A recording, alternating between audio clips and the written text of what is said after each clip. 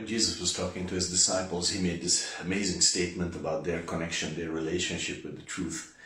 He said, you shall know the truth, and the truth shall set you free. And welcome this morning to the simple truth from the Word of God.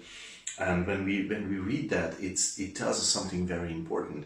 It explains to us, expresses to us that Christians are not meant to be religious people, and that's a beautiful thing, really.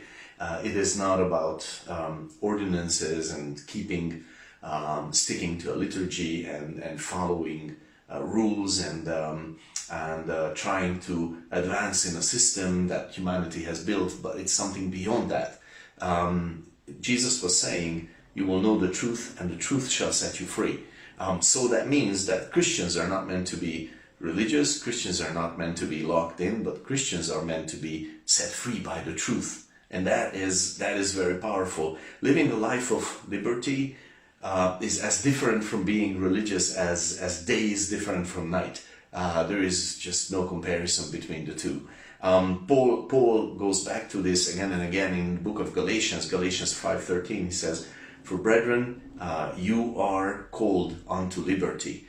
So that means that God has called you, when you were called into being a believer, you were called to liberty, to freedom, not to a set of rules and blind obedience to something. It is something else entirely. Expressing it in a different way, also in Galatians in chapter 3 verse 25, he says to us, but after that faith is come, we are no longer under the schoolmaster. The law and the regulations of the law being like a schoolmaster, and now that we live by faith expressly, we follow and we are saved by faith, and that's expressed in Ephesians 2:6 and those verses. Now that we have this, this actually means to us that we are set free from those regulations. We live a different life. So this is something really beautiful. A religious person is really just someone who has had enough of the immoral and lawless system that he has experienced, and then he has replaced it with a moral and lawful system, we could say. Something where there is good order, something where there is good direction, something where there is good laws, good rules. But in contrast to this, or we could say, that change is not a huge change, because it's changing from one man-made system into another man-made system. And then God has given us something so much more beautiful.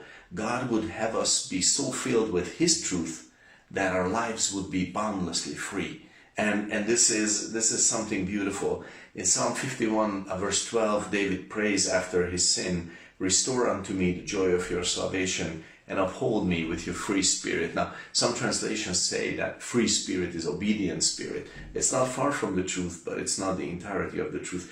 The Hebrew word, as I understand it, means voluntary obedience. It speaks about someone giving freely, okay? So it is about obedience, but it's an obedience coming from freedom. It's not an obedience coming from it's not obedience for obedience sake. But it's because we know the truth that agrees with reality. We know the nature of God. We know the heart of God. We know the nature of reality. We realize that there's a spiritual reality beyond the one that we see. And this sets our hearts free. This sets our hearts at liberty. And we can live a different way, a different life. So when you were made a believer, when you became a believer, when God called you to be a believer, you were not called to be religious. You were called for liberty, for freedom in the truth. This is why we go to the Word of God. This is why we learn the Bible, because the truth will set us free. God bless you with that. There's a lot in that, and I'm sure that God will give you a lot more as you pray and think about it more.